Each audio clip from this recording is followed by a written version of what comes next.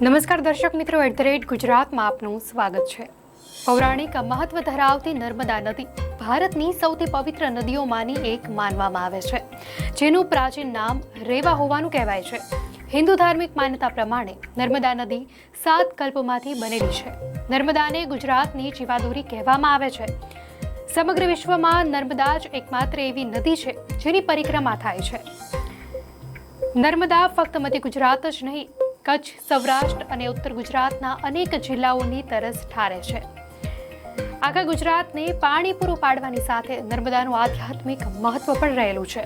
અનેક ધાર્મિક ગ્રંથોમાં પણ નર્મદાને ખૂબ જ પવિત્ર નદી ગણવામાં આવે છે, જેથી ભક્તો માં રેવાની પરિક્રમા કરી ધન્યતા પણ અનુભવે છે।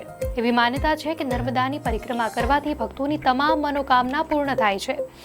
દેવઉઠી 11સથી શરૂ થતી માતા નર્મદાની પરિક્રમા 5 થી 6 મહિના સુધી ચાલે છે।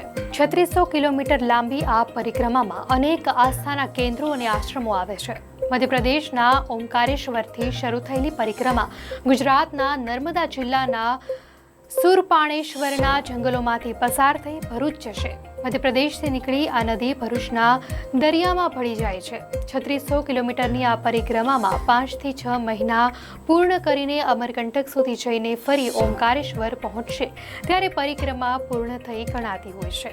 હાડ થીજવતી ઠંડી અને અનેક કિલોમીટરનું અંતર છતાં પરિક્રમાવાસીઓનો ઉત્સાહ અને માં નર્મદા પ્રત્યેની શ્રદ્ધા અતૂટ રહે છે।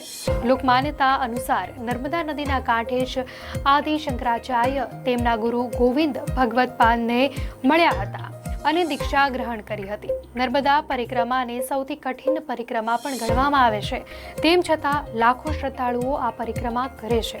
માતા નર્મદાના ગુણગાન તો ખુદ ભગવાને પણ ગાયા છે અને અનેક ધાર્મિક ગ્રંથોમાં પણ તેનું મહત્વ સમજાવવામાં આવ્યું છે। દર્શક મિત્રો, આ અંગે આપની શું પ્રતિક્રિયા છે ચોક્કસથી જણાવશો।